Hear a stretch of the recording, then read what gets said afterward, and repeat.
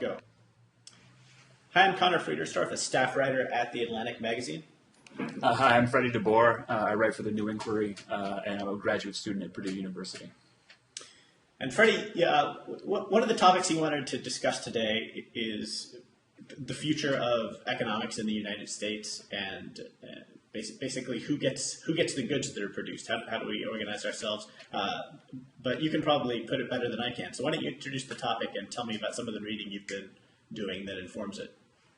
Yeah, well, I've been as a lefty, I've been energized by seeing some of these new publications like the New Inquiry and Jacobin magazine, kind of getting into the national conversation, sort of unapologetically post-capitalist or anti-capitalist or socialist or Marxist magazines, and I think that they reflect a real anxiety, a real change or a desire for change about some of the fundamental ways in which our economy works. And I don't think that it is a coincidence that this conversation is starting now. We had a financial crisis, followed by a recession, followed by a long, slow slog of a recovery. The economy is still incredibly soft. And I think that in those conditions, it's obvious that people are going to start asking, what comes next. But I think it's important not to define our situation right now purely in relation to the financial crisis and the attendant recession, because I think the issue to me, on the domestic front anyway, that defines where we go as a country from here on out is the declining share, labor's declining share of income, of profits. And by labor here, I don't mean just necessarily organized labor and unions, but just the worker. Workers taking home a smaller share of income and profits. Something that's been happening for at least 30 years, maybe 40 years. And I think that it really, if you look at it in broad strokes, it has the potential to really undermine our basic social contract, right? The American dream, the American deal, has always been said to be, if you're willing to work, you can improve your standard of living if you take a job. And we assume that there's always going to be about as many available jobs as there are people who want to work them. And so you can sort of guarantee your own material security at least. And if you're smart and if you're hardworking, your material prosperity if you're willing to work. But we see from maybe 1970 on, just the share of profits that are going, the share of incomes that are going to workers, getting smaller and smaller and smaller. And I think a part of that, not the only driver of it, but part of that is this technological change, which is sometimes you see described as capital-biased technological change. And for a long time, that idea was kind of a crank idea, like the idea that technology would necessarily eliminate jobs, and there was a faith that technology would create as many jobs as it would eliminate. But more and more often you see very kind of mainstream figures, mainstream economists like a Paul Krugman, who gets talked a lot as kind of a bomb-throwing lefty now, but is really a perfectly mainstream economist, taking this idea seriously. And it makes me wonder, what comes next in America if we have no kind of national understanding that you can necessarily get a job. Conor Sen wrote a piece for your magazine, for The Atlantic, last year, which I thought was fantastic. I think it was called The Post-Employee Economy. We'll link to it. And it was talking about this fact that you can look over a long time frame and you just see smaller and smaller portion of profits and of incomes going to labor, and more of a problem of technology eliminating jobs. And he had a great line where he said, a good bet for the future is long IBM, short labor. So, right. if I was like a cab driver, I'd be pretty terrified, right? Because maybe not for me, but if I was interested in being a cab driver in the future, 50 years from now, I'm not sure that the job of cab driver will exist. And right. It's the nature of labor markets that for all the thousands of people who are cab drivers now who lose that job, it's not just that they don't have the job, it's that they go out into the labor market and they are competing with other people who don't have jobs. If I thought that was isolated, it wouldn't be cab drivers Cab drivers are a pretty interesting example. Maybe we could seize on for a minute, because it's one of these jobs where like being a bartender, being a cab driver is a job where for the last however many decades, it was something you could do and make a living at without having a college education. Right. And it was one of the few jobs that seemed to stick around that was like that after a lot of the industrial and manufacturing jobs declined, right? Right. And I think that, like you, I can look to this future with self-driving cars and imagine a world where cab drivers don't exist. And yet I can't really imagine that a future where no equivalent job exists, right? Because it seems to me that cab drivers are, I guess you could say that they were in the convenience industry, right? Right. If I'm in New York City, it's convenient for me to jump in a cab and to get from point A to point B quicker than if I'm taking the subway, right? Right. But it's not clear to me that I wouldn't spend money on some other convenience in a world where my transportation was already taken care of. It just seems like human labor, there's always going to be places where there's a comparative advantage for human labor. And I'm trying to remember where I saw this piece. It was basically arguing that the service industry as we know it today has yet to go through the kind of organized labor movement that the manufacturing industry of yesterday had. And what we really need for the economy to produce some semblance of equality is for service sector workers to organize and basically seize a larger share of profits for themselves in the same way that manufacturing employees did generations ago, right? Right. And I guess I want to say that that's my inclination. I don't know that that's right. I don't know that that's the economic future. Maybe something much more like what you have been talking about is going to be the future. My read on the past is that there are all of these moments when people got really afraid and thought that machines were going to take all of the work. And it happened with farm labor, and it happened with early factories. And in fact, these were usually followed by periods of higher productivity and economic flourishing. We're so much richer than we were when those revolutions happened. Even the least well-off people in society are so much better off than they were, living longer, healthier, with access to lots more good stuff to help them enjoy a good life. So just because these things have happened before, I don't want to say that it shouldn't be of concern or it shouldn't happen again. Because it hasn't happened before, I can't really conceive of it happening, and I think that my intellectual bias is against thinking that it's going to happen. Well, if we're going to take like a sort of inductive view of history in terms of, it hasn't happened before, so it's not going to happen, or it's been predicted before and hasn't come true. We can take a really long view inductive vision of history, which is that people within a given economic system always think that that's going to be the way that the economy always will be. You can read texts from the feudal period where people thought feudalism was just the way that man organized itself. Or people in ancient Rome, thought slave labor was just, you couldn't have an economy without it. I think you made a good point, and this is important, is, sometimes more sort of traditional lefties like me get accused of not properly accounting for the value that comes from some of this automation. And I can totally see, if you eliminate the driver from the equation, right? A taxi job, you take the actual driver out of the equation, it becomes safer probably.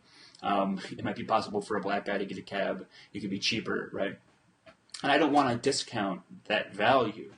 But, there's lots of, it's an empirical question, and maybe you're right that this won't happen. But I'm not thinking that there's going to be a period of 80% unemployment in the near future.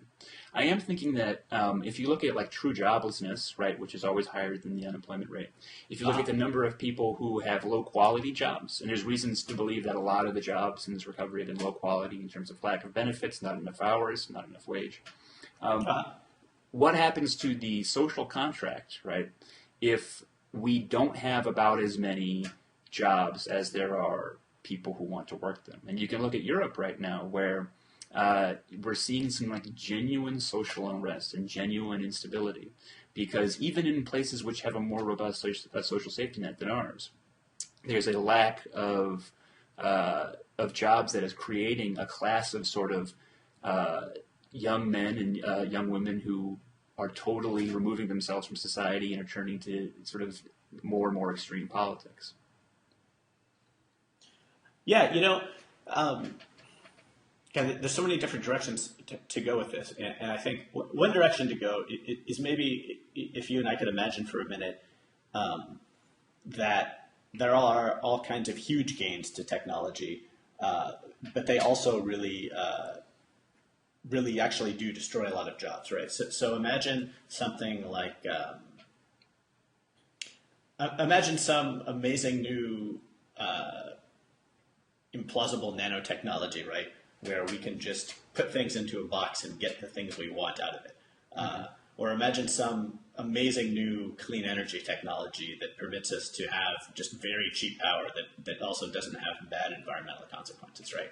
And so in this world of plenty, where at least a rich country like the United States would have more material wealth than we do now, right? But that material wealth might be concentrated more narrowly than it is now.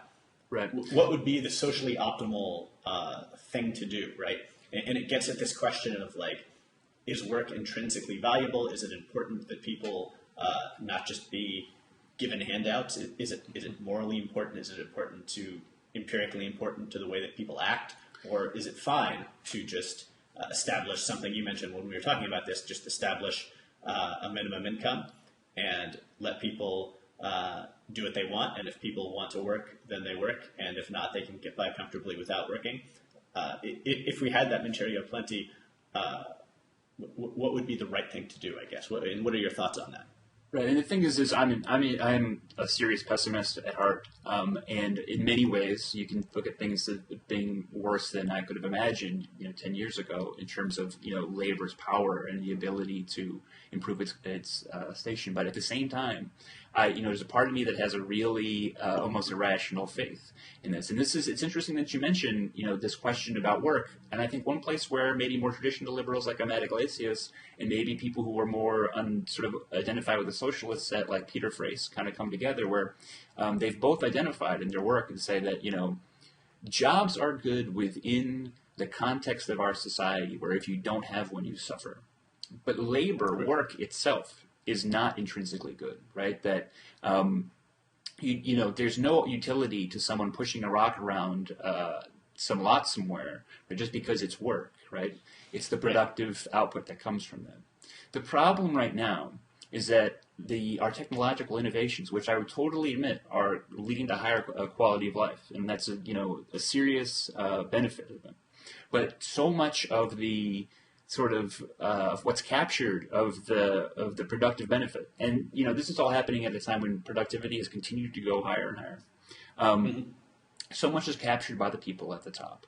And I want to point out that that's true not just in periods of financial crisis, and it's not just true with companies that are in dire straits. So, where I am right now in Lafayette, Indiana, there's a big Caterpillar plant, and Caterpillar had record profits the other year. It was their best year ever, and they demanded huge concessions from their workers in terms of wages and benefits. We need to figure out a way take like bank teller, right? We've had ATMs for a long time, but you still need a bank teller because there are some transactions that require someone who can understand you.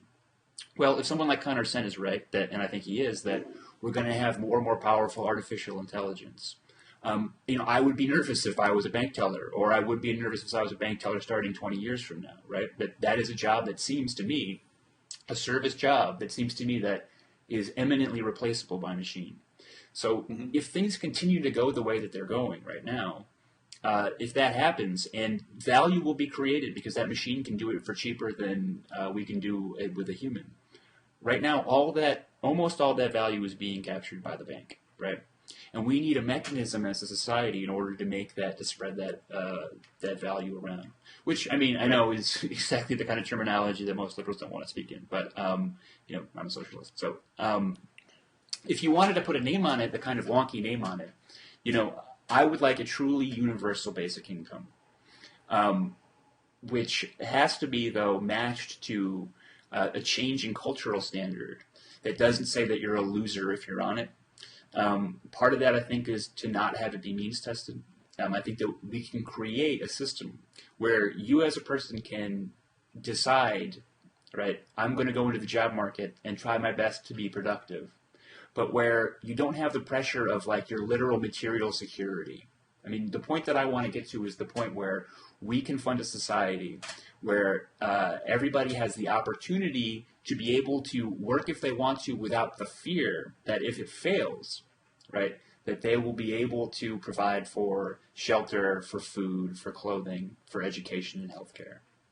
And I think that that is possible, maybe not right now, but maybe not within my lifetime. But I think that not just for my sort of lefty sort of convictions, but for actually like the future of, like, if you want to call it capitalism, and if you want to keep the market elements alive, I think that like something like a universal basic income could actually help a lot there as well. Yeah, you know, I guess I should say I'm in favor right now of I'm in favor right now of a safety net that takes care of certain needs for people, and it's probably too long a conversation right now to get into every detail of that safety net, but I do think that the social safety net should be impacted by the overall level of material wealth in the society. You know, I think that, for example, it makes sense to cover healthcare now, given how much money we have in society, in a way that it didn't in, say, 1803, right? Right. We're a much richer society, and I think it's pretty natural that people's conceptions of what the basic minimum should be are going to change as a society gets wealthier. And I expect and hope that would happen in the future. So I guess with regard to the rest of the conversation, though, there seems to be this split of two imagined futures that we're talking about. And in one imagined future, things really are different this time with this technological revolution in a pretty revolutionary way. And because the pace of technology is changing so quickly, it's going to hit us pretty hard. And these jobs that go away are going to go away a lot faster than they did in prior generations. And I guess I don't know what I think about that world, partly because I don't trust my ability to predict its nuances very well. But I would like to talk about this other world where so maybe what's going on is that we're seeing technology changing in ways much like it's changed before, maybe a little bit faster, but eventually the economy is going to recalibrate and there are going to be jobs for people to do. And I think if we're talking about that economy, if the rules of the world as we know them are more or less the same going forward a couple of decades, I think that libertarianism has a lot of things to say. Well, I should say I think libertarianism has a lot of blind spots about inequality, but I also think it has a lot of important things to say about it that don't get recognized very much, and that I think that I think some of these libertarian insights, I would love it if liberals would internalize some of them, because I think it would address some of the problems. Did you read Chris Hayes' book on the meritocracy? Yeah, and I reviewed it, actually, yeah. Okay, right. I think I read your review. So I reviewed it too, and my thought about that book was that I sort of agreed with a lot of Chris's critiques of how American society is unfair to people at the bottom and how the people at the top kind of rig the game.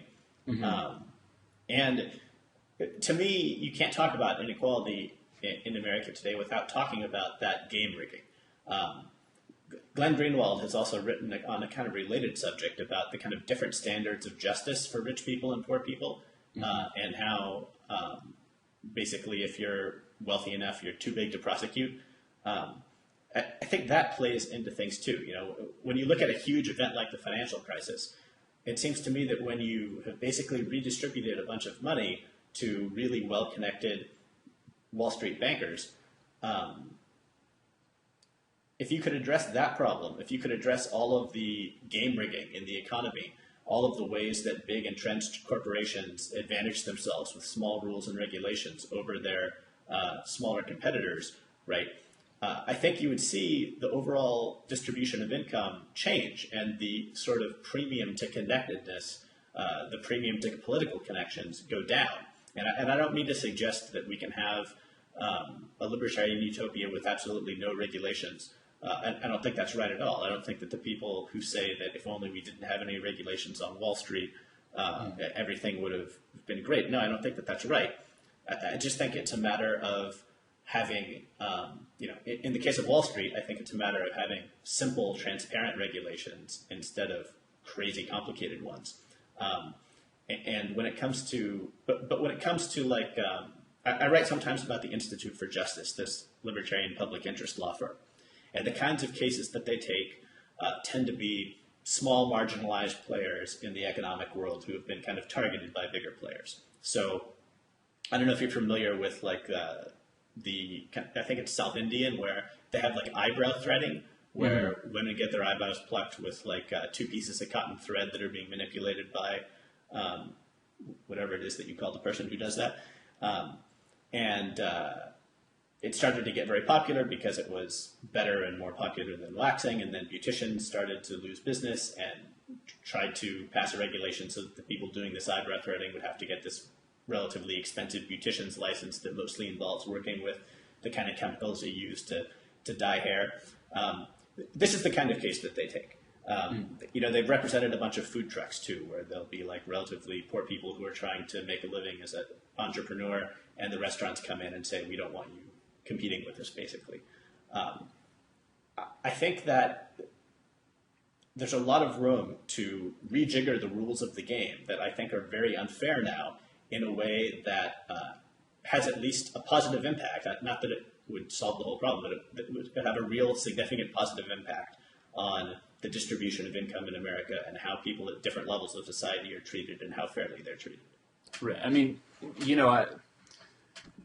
I think the first thing that I would say is, I think one of the things that you're talking about is, we have a national conversation that presumes that capitalism is, or capitalistic entities are antagonistic to government. I think the history of capitalism, in fact, shows that that there is crony capitalism isn't like some sort of unusual situation within capitalism, but rather that's the norm. That the capture of the democratic system, or the capture of any governmental system that you're in, is always associated with when you have a currency, right? Because that's where the power resides.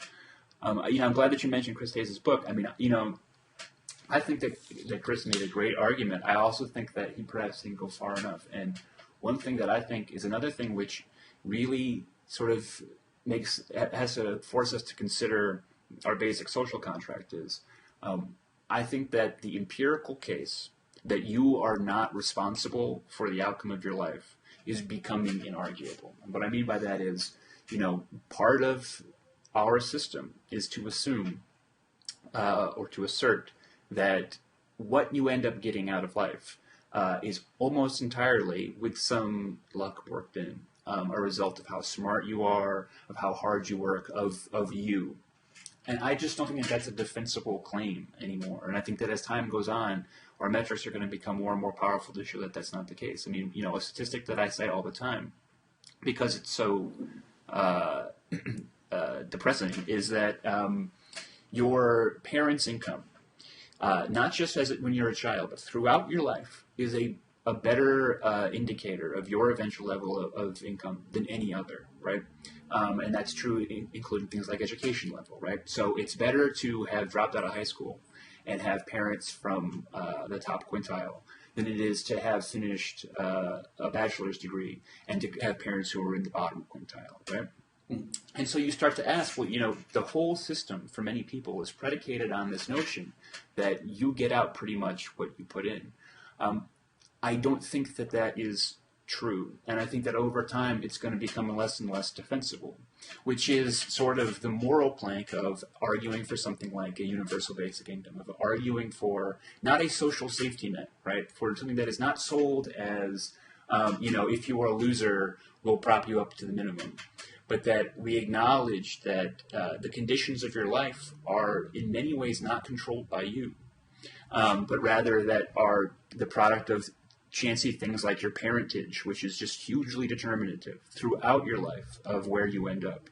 And in that kind of a situation, that it is natural to want to remove your material security, your ability to survive materially, from how you can succeed in the workplace and in the capitalist system. So, a couple things to answer here. Well, first, I want to go back to what you were saying about crony capitalism being a constant problem in capitalism, a constant feature of capitalism, and not some thing that just comes up occasionally or unpredictably or something. And I mean, I agree that cronyism has always been and will always be a problem in capitalism. I think, though, that trying to game the system, trying to capture more than you're due, is a feature of every governmental system and happens in non-capitalistic systems too.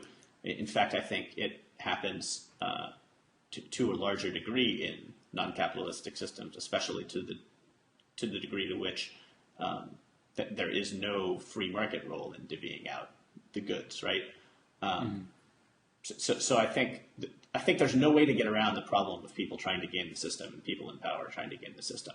And because of that, I'm worried, whether we're talking about capitalist country, whether we're talking about a non-capitalist country, any country you want to set up, I think it's wise to check power and to decentralize it. And it's something that libertarians are talking about constantly, and that liberals are not very friendly to, is this fear of centralizing power too much, and it's complicated in the United States because you have perhaps the biggest example of state power versus federal power that comes up all the time, that libertarians were on the wrong side of, right? They made the wrong call on the Civil Rights Act of 1964. Conservatives made the wrong call on that, and I think the wrong call politically, the wrong call morally, in every way. But I don't think that today that means that in every realm we should prefer federal regulation, federal laws instead of decentralized state laws, simply because they are decentralized, right? In other words, I think that basic rights should be enforced for everyone by the federal government. I don't think that any state should be able to deny people anything that's guaranteed to them by the Constitution. But unlike someone like Matt Yglesias, I'm willing to put up with slightly more inefficiency on a certain policy, slightly more experimentation on a certain policy, simply because power is decentralized. And I think that that's a good thing and an important thing to build into any system. I mean, I would look at that from a slightly different orientation. I didn't mean to discount your point about regulatory capture and things like that before. I didn't mean to do that. Oh yeah, not at all. To me, it's a question. For me, coming from my background, it's not necessarily a question of like what's more or less inefficient, but rather of understanding power relationships and prioritizing, regulatory capture or addressing regulatory capture at the top instead of at the bottom, right? So it's like barber licensure or hairdressing licensure, which I have probably read a couple dozen blog posts about why it's stupid. From 1,000 miles, I might agree that barber licensure is stupid, right? But the average barber or hairdresser in the United States makes something like, the median income is like $25,000, right? Mm-hmm. It doesn't make sense to me to start there. It makes sense to me to start, and this is one of the few issues on which we substantially agree. It makes sense to start with the national security state, which is the most bloated, inefficient, captured sort of crony capitalist sort of business and government collusion system of any I can imagine. I mean, it is simply incredible how expensive things that the military buys are. Absolutely. It's incredible how many people are sort of getting paid off in a way that's not even technically illegal.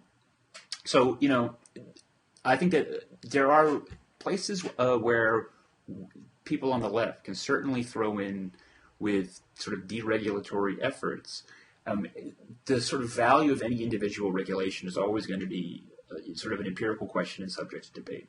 I do think you're right to identify an inadequate fear of power among liberals. And I think that one of the things I like about many of my leftist socialist friends is more of a skepticism towards government power. I think that is something that you're likely to find more of at a place like the Jacobin or a place like the New Inquiry than you are in more sort of vanilla liberal places, because you're absolutely right that, the more power concentrated that there is, the more abusive potential there is. The problem for me, and this is an issue which I brought up with libertarians, again and again and again, is an inadequate response to the power concentrated in corporations as opposed to their response to the powers incorporated. That's within the government. And Corey Robin has spent a ton of time sort of documenting how, for the average American, the place where he or she is the least free, the place where they are subject to the most degradation and to the most control is at work. And one of the things that I would love to see from libertarians is more of a focus on improving sort of workplace standards from the lens of, because they're libertarians, saying sort of workplace liberty, right? So to reorient the conversation within libertarianism towards, understanding that for most people, the place where they are least free is at their job, and to see that as a problem for libertarianism. And could you tell me a little bit more particularly, like what would workplace freedom entail? Well, so there was a big kind of conversation that involved the Bleeding Heart Libertarians blog. It involved Crooked Timber, and it involved Corey Robin, and the topic was, if you'll excuse me, fuck me or you're fired, right? The idea that should a boss have the right to force his or her employee to have sex with them or tell them that they're fired. The people at Bleeding Heart Libertarians seemed to come to a position of saying that the boss can't do that, but only under this sort of tangled issue of contract. And there were a few other people who said, in fact, no, you know what? Because you have the right to quit, the boss should have the right to do that. And there's just tons of other smaller degradations, like telling you how often you can go use the bathroom, or telling you how long you can be on your bathroom break, or forcing you to work through your lunch break. On issue after issue, and again, so it's not just the declining share of incomes going to labor, but just work just getting shittier and shittier for more and more people. And I wish that there was more of a conversation among libertarians about, do we have a responsibility to try to improve workplace liberty, particularly under the conditions where the unemployment rate is high, the true joblessness rate is probably far higher, and the typical mechanism of I'll quit and find a different job is just not available to many people, where if they quit the job they have now, they're looking at true material hardship for them and their families. Mm-hmm. Yeah, it's interesting. I'd have to think more about that issue to give you a kind of overall response. I think, though, that some of the resistance you see from libertarians is shaped by the notion that something like a boss saying "have sex with me or you're fired" is uncommon in the American economy today, right? That there are all sorts of instances of a terrible thing that you can think of that it seems like, no, that sort of thing isn't okay. But to codify that thing not being okay into law would maybe cover a whole bunch more circumstances and be more trouble than it's worth. I'm not endorsing that view. I just think that that's where some of the opposition is coming from, not actually from a desire to see bosses be able to tell their employees, have sex with me right now, but from that larger question of how best to regulate these areas. But I'd like to read that Bleeding Heart Libertarian debate and think more about it. Okay. So sort of looking at like, I mean, one of the things that, I mean, sort of this idea of, you know, the ability to quit, right? Like the power, like a power that libertarians identify rightly as in a sort of full employment situation, the ability to quit becomes a powerful kind of ability for employees, but we are in such a terrible employment picture that becomes that is sort of robbed of people for reasons that have nothing to do with them, right? Because of we are in an employment depression of macroeconomic conditions. Sure. And I'm someone who studies college education on a policy level. I work at a college. I'm a student at college, and one of the things that really bothers me is this still repeated myth that the problem right now is sort of the structural unemployment, by which people mean people have the wrong skills. They didn't get the right major in college. And if the people at home take nothing else from me, it simply is not true, the notion that the reason that we have high unemployment is because too many people took impractical majors and not enough people are in STEM careers. We'll link to some congressional testimony from an expert that shows that, in fact, there's not a worker shortage in the STEM fields. We'll link to some research demonstrating that, in fact, there's a surplus in many STEM disciplines. We'll link to a Washington Post story talking about the fact that there's not an engineer shortage. And we'll also link to, looking at the actual majors that people take. I've heard so many times people say, well, the problem is people take these impractical majors. Everyone's taking French poetry. It's just not true, right? I mean, by far, the most popular major is business. It's almost like 3 times as much as the next popular major. And, is that a practical major? The metrics say it's not, right? They have some pretty bad outcomes for a lot of people who take those majors. But if you're a 19-year-old kid, that probably seems like the most practical major you can take. Nursing is right up there. Eds and meds, being a teacher education, biology is a top 10 major. And the trends are moving in that direction too. So less and less people are taking the humanities. It's only about like 12% now. A third of students now take STEM careers. It's just not true that people are not in the right majors. And I think that part of the reason to say that that's the problem is simply to sort of say, well, it's your own fault that you're unemployed. To me, the message is it doesn't make sense to sort of chase what you think the hot job is going to be. I was talking to my older brother yesterday. He's 33, and he was saying, when he was in college, a bunch of his friends said, well, we're going to drop out and go work for a .com. And this was in like 1998 or 99. And then they said in the early 2000s, what you need to do is you need to get your hands on some real estate. Or they said, in the middle of last decade, you should go to law school because that's the safe haven, right? I mean, I read somewhere that computer scientists lost their jobs at a higher rate than during the financial crisis than the population at large. There's no safe havens, right? Like in an employment depression like the one we've had, there's nowhere that you can sort of hide out. Well, I think that maybe a different way to put it is that humans in all kinds of different places are prone to bubble behavior. Mm-hmm. And if people try and seek out safe havens, a lot of people are going to seek out the wrong one. And they're going to flock to the wrong places, and they're going to be bubbles. And people are going to be really hurt by those bubbles. They're going to end up with $150,000 of law school debt and no law jobs. But you see that so my bigger point is just that, like, sort of ascribing, making people responsible for their own unemployment, I think, is unfair. But if you identify the ability to quit a job as like the fundamental place where you as a worker derive power, you're essentially sort of tying that up to conditions that have nothing to do with you, right? Like, I mean, I mentioned law school for a reason because, for me, for years and years, like that was the ultimate mercenary thing to do, right? Like dreamers went and got their MFAs, but the people who were going to get paid went to law school. And then the law market crashed.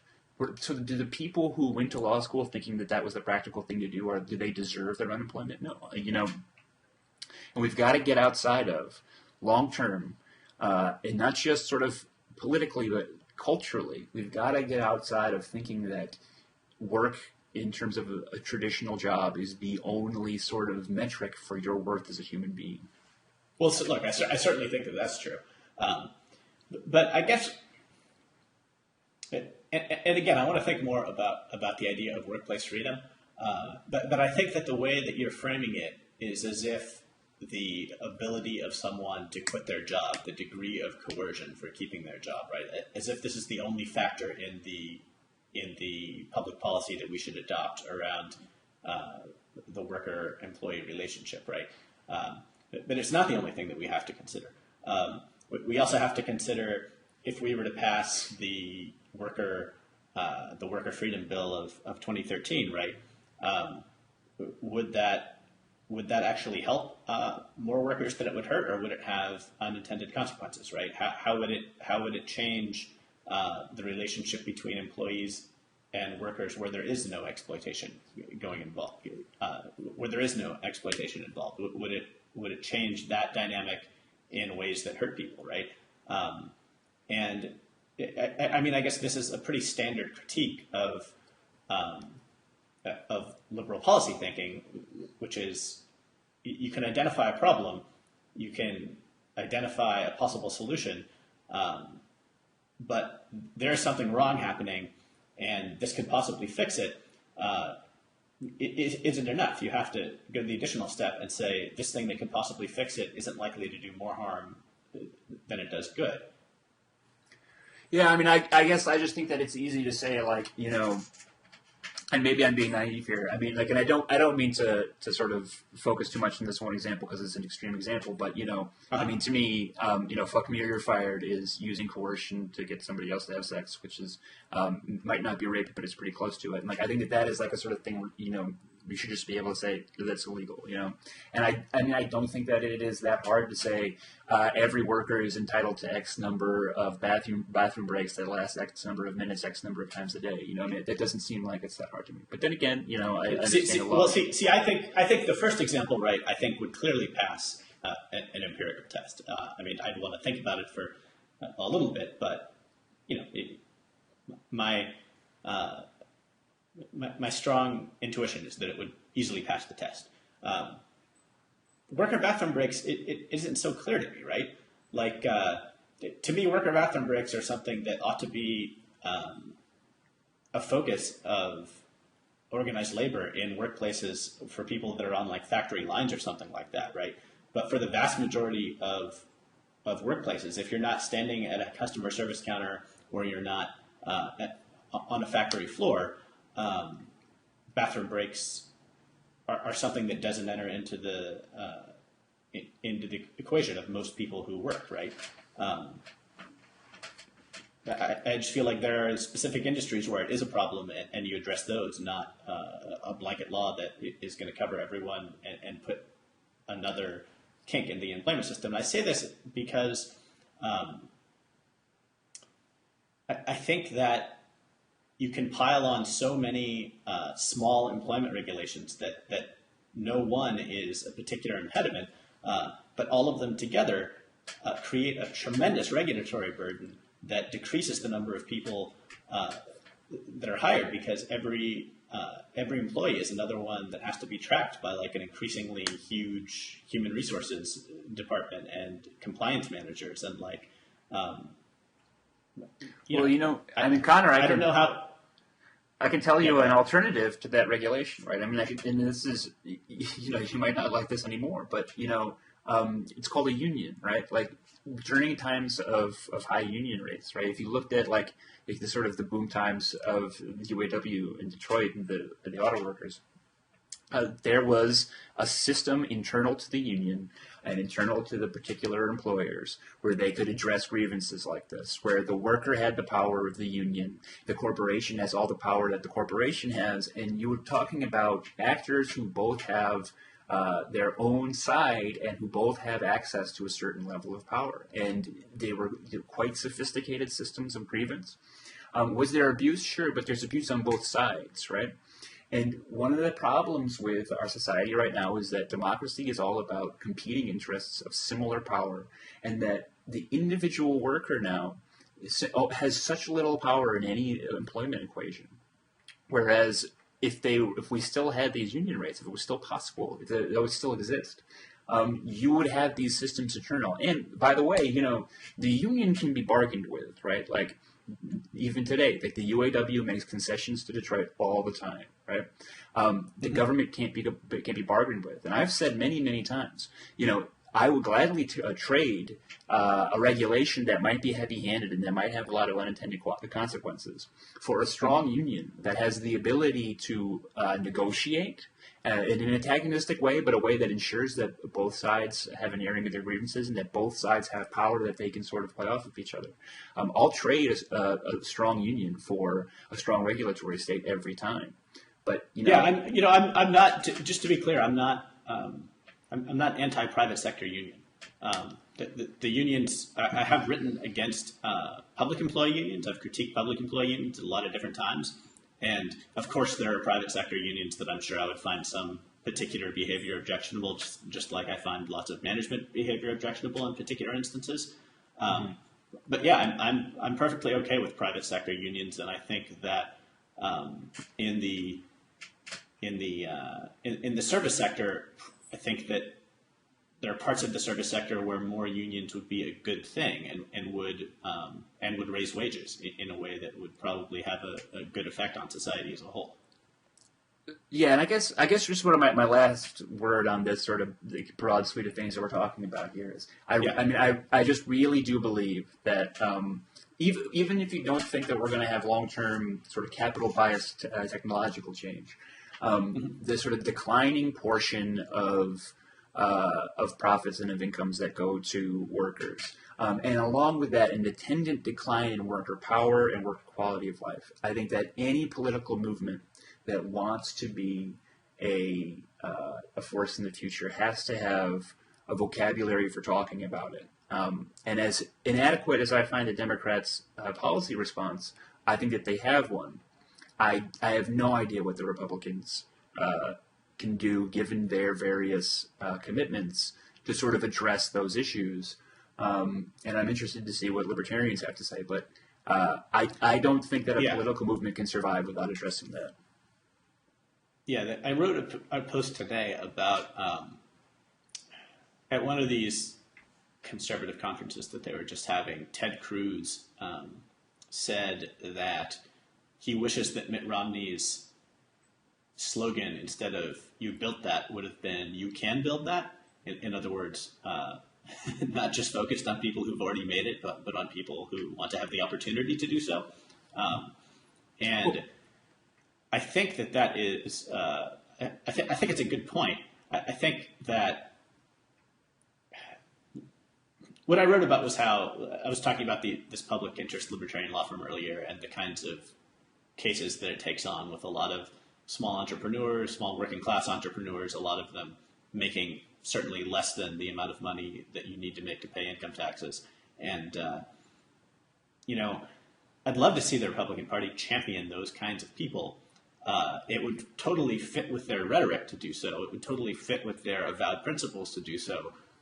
But in fact, their free market principles always seem to be enforced right now in favor of the actors who are able to buy them off with contributions, and Bobby Jindal said recently in that speech that in the response speech that the Republican Party can't just be the party of the people at the top, and that it has to start to pay attention to those needs.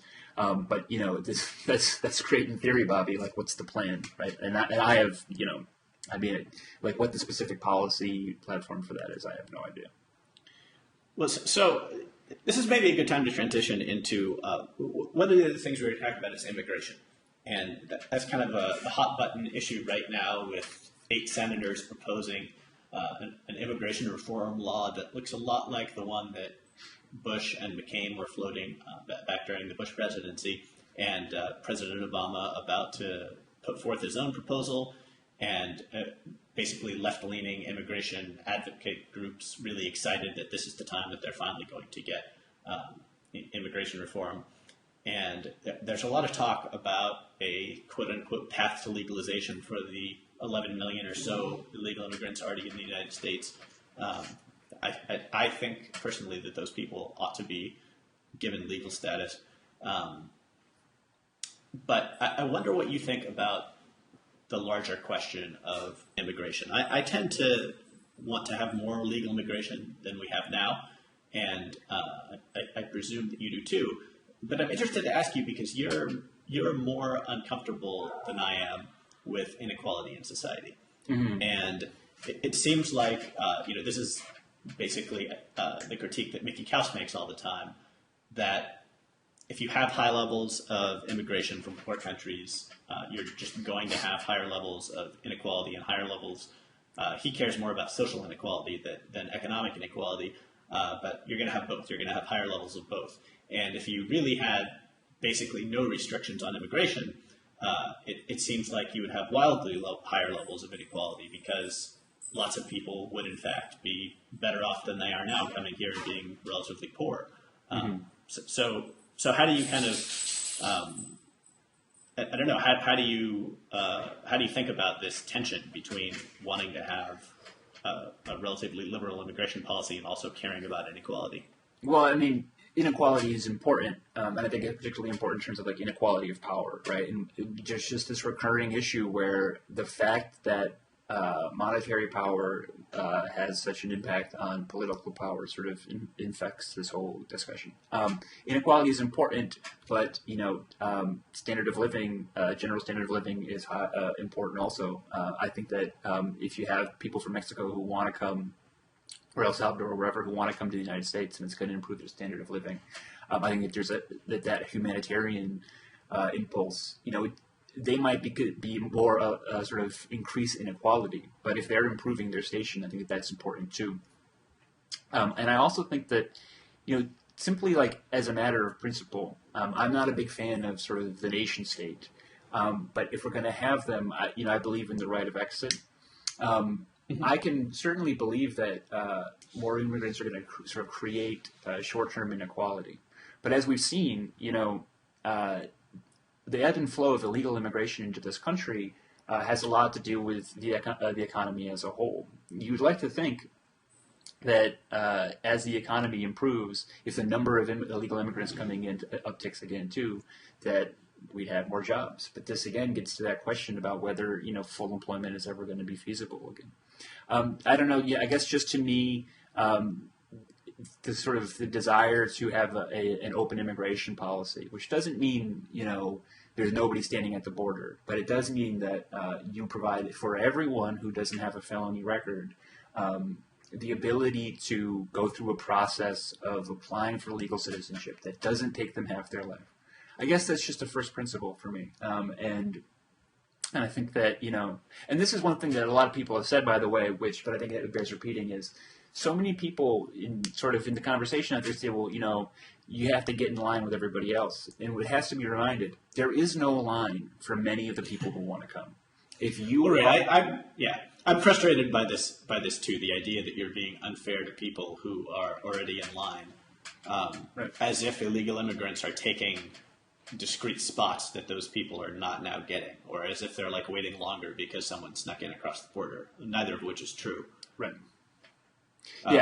So I wonder, I guess, so to press you one step more, since you said that this is a first principle for you, I often reflect that I think I would feel a lot differently about immigration than I do as an American in the United States if I lived in a small European country like Denmark or the Netherlands, where I'd spent a long time, advocating on behalf of these really socially liberal policies and friendliness to gays in particular. And I saw the prospect of my very small country being so demographically changed by relatively religiously conservative immigrants from Muslim countries. And I saw hate crimes kind of uptick against gays in places like Amsterdam, right? I think if I lived in a place like that, I would be a lot more cognizant of the limits that I wanted to place on the overall level of immigration so that society did not change in a direction that I really didn't like. And I don't feel entirely comfortable with that instinct because again, in the United States, I think that immigration has been something that's been both great for the United States and something that has hugely changed the character of America over the years. And I've always thought that that's something to celebrate. I don't think that the United States should, I welcome immigrants to the United States from conservative Muslim countries with a lot of social attitudes that I don't personally like, and I think that it works out great, and I don't want to discriminate against those people.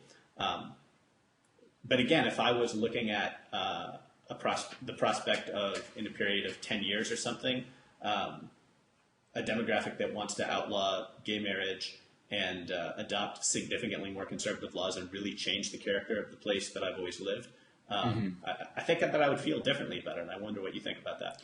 Yeah, it's a very complicated question. I think that people have made a case quite persuasively that part of the reason why some of these, European social democracies are capable of kind of justifying the socialized economies, the safety nets, whatever you want to call them, to their people is because everybody looks the same. And in other words, that if you are a country that is almost entirely ethnically homogenous, it's easier to convince people to sort of support redistributive efforts because everybody kind of looks like you and you can put yourself in their shoes. It's just kind of the weirdness of the current international system. I mean, we have a weird sort of partial internationalism, right? Where, we've dismantled a lot of the tariff walls. We can move jobs and commerce back and forth, but people can't move back and forth. And this also, gets to the question of the projection of military force. Part of the reason why illegal immigration is such a hot button issue is because it speaks directly to this issue of who's inside and who's outside, right? Who is within the sphere of my community? And you're pointing to the fact that, like specifically Muslim immigrants into a lot of traditionally westernized secular European countries have caused some of these fissures. But that's also, who's inside and who's outside also depends upon, our own system where, so much of the agriculture in our country is powered by illegal immigrants, which reduces the cost of my strawberries, things like that. The only thing I can say is that I have to believe that the long-term progress of the human species is to expand that circle, right? So this idea of the moral sphere, the idea of who you consider to be a part of your community, and who you consider to be part of your moral responsibility. And I hope, and again, I'm a pessimist, so I don't know, but I hope that the long-term future for the human race is to stop sort of identifying those divisions, those racial and ethnic divisions, as a place where the moral sphere stops. But then again, the religion question is hard, and I'm an atheist, so I don't have any good answers there. Yeah, well, it's additionally thorny because I actually do think that it's possible to have people in a separate jurisdiction, right, and to believe that they have full humanity. I mean, if I think about, I personally wouldn't want to live in a small conservative town in Utah that's run by the town elders from Footloose. Yeah. I'm sorry, what? You wouldn't want to live in the town with the town elders from Footloose make all the decisions. Right. I wouldn't want to live in a small town in Utah with a huge Mormon population that whose religion informs their everyday life. It's not a religion I share. It's not a belief system I share. I prefer to live where I do live. I think that they should be able to live that way, and I don't begrudge them pursuing their idea of the good life within their community. I don't think it makes them any less human or a part of a different moral sphere, right? Mm-hmm. And obviously that analogy maps more uneasily onto nation states, which are complicated for all sorts of reasons. Right. But I hope that immigration isn't the only way to expand that sphere, because I think I'm in total agreement with you that it's a huge problem. Bob Wright wrote about this a little bit at The Atlantic in his farewell post, where he basically said, one of the biggest problems in the world as he sees it is failure of people to see other faraway people as every bit as human and every bit as complex in their motivations. And this has really been a disappointment to me in, watching President Obama come into office and having campaigned standing up for the rights of accused terrorists, saying that they should not be tortured, that they should not be indefinitely detained, that we should close Guantanamo Bay. At the time, I thought it was a very brave stance for a politician to take. It surprised me that he was able to win so handily having taken it, and that it wasn't such a big deal. And it drove me nuts when he then proceeded to not follow through after he had won. And and it's one of the great frustrations of the Obama administration for someone like me is that, you're told constantly by more sort of traditionalist liberals or, liberal Dems or, Obama supporters in general that, during his initial campaign, you projected all of these sort of liberal fantasies onto him, but he always sort of campaigned as a pragmatic kind of guy. He's never been the guy that you said he was. But this is an example of, a very specific and constantly articulated campaign goal where, he said he was going to close Guantanamo, for example. And, you kind of try to point that out to people, and it's just always out, the necessary evil, Right. And it's funny because I feel like a lot of people I argue with online have forgotten just what a necessary evil means. So with drones specifically, I can't name a single Obama supporter who actually supports the drone program, right? Mm-hmm. They're not calling the drone program a necessary evil. Almost all of them say that the drone program should stop and that it's not necessary, but just that supporting Obama is a necessary evil when he uses the drone program. And I think that, and I mean, there obviously Republican Party has a ton of problems and conservatism has a ton of problems. But one thing that I think that the conservatives have always understood is like you've got to make certain demands of your politicians, or else winning elections doesn't mean anything. And the degree to which a lot of people in the kind of mainstream Democratic liberal media establishment have declared criticizing Obama off limits is just insane to me. I mean, it's just like a fissure in democracy. Democracy does not work. And I don't know why people can't say, yes, I prefer him to the alternative. Yes, I voted for him. But Obama, you have to stop this and to start actually like taking a few more stands and really pressuring him. Especially now that he's in his second term. I mean, I of course think that this should have gone on from the minute that he started to break various commitments that he made.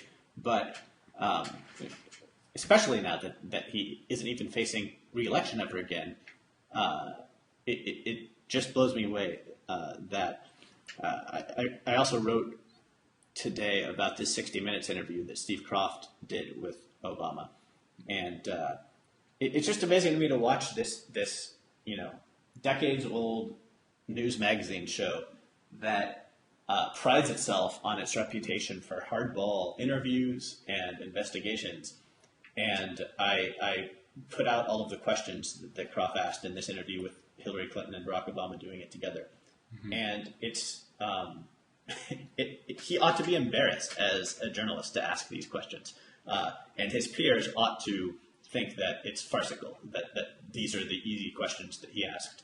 Yeah. And yet this will not happen. He will continue to be held up as, as an award-winning journalist who will surely get lifetime achievement awards and all of this stuff. And I don't. It's a mindset that I don't entirely understand, but it drives me nuts. Yeah, I mean, but what I always wonder is like, what's the theory of democracy or the theory of political change? Because here's a perfect example: as during the fiscal cliff negotiations. Paul Krugman came out with a piece about this proposal that was sort of floated out there. I think Ezra Klein originally might have reported on it, and it involved raising the Medicare age. And Paul Krugman said this is a terrible deal. Like if this is the deal, then this is horrible. And I wrote about it. I cited it approvingly. And I saw people out there attacking Paul Krugman. People showed up in my comments, and people emailed, and people wrote blog posts attacking me for supporting Paul Krugman for saying this. And I just don't know, like, how these people think political change happens. Paul Krugman is one of the most sort of prominent and well-respected liberal commentators in our country. He has a unique platform in his column and his blog. And when he says this is a terrible deal for Democrats, that's his way of pressuring the Obama administration not to do it. That's how politics works, right? Like, if you are a member of a constituency, you're the one who pressures your guy, right? The other people can't pressure your guy, but you can pressure your guy. And it's absolutely amazing to me how people attacked Paul Krugman for daring to say that's a bad deal, because that's how Paul Krugman moves the Democratic Party in his direction, right? Well, I think that there's pretty deep cynicism about about all of opinion journalism and non-opinion journalism, I would say. It's always interesting to me, as someone who has pretty idiosyncratic beliefs and is pretty regularly writing critically of people from a lot of different points on the political spectrum. Mm-hmm. And, there are people who follow me at The Atlantic, but a lot of people who come to my articles aren't people who follow me. They just see a link somewhere on Twitter, on Facebook, whatever. They drop by. They've never particularly read me before. And they read me criticizing Steve Croft, or they read me criticizing Barack Obama, or they read me criticizing Marco Rubio. And they immediately, from the fact that I'm criticizing that person, they immediately assume all of my political beliefs, and almost always get them wrong to a large degree. And what's interesting is I can't entirely blame them for doing so, because if I write a piece criticizing Marco Rubio, for most pieces written criticizing Marco Rubio are written by people who almost always criticize Republicans, right, and who are Democrats and do self-identify as liberals. The average person in America has pretty idiosyncratic beliefs in a lot of ways. They certainly don't subscribe to like a weird ideological line as tight as like National Review or The Nation or something.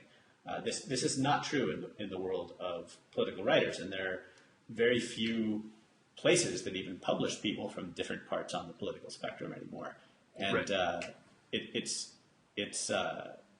It's disheartening, because it's just like everything is dividing into teams in a way that I don't think is a very good thing for either public discourse or for solving problems.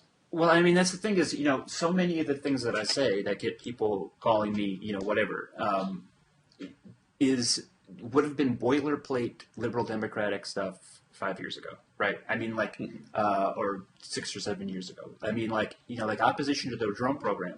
If George W. Bush had implemented this drone program, if he had created this infrastructure for the targeted assassination of American citizens with no review, people would talk about impeachment, right? Those self-same people now say that the drone issue just has to be off limits, that if you criticize it, you're playing for the other team. And so it's not even necessarily that like a particular ideological straitjacket. It's just sort of rolling with whatever your guy says or doesn't say. And it's, of course, there's always going to be an aspect of pragmatism to politics. And I also understand that I'm never going to get a president that I like.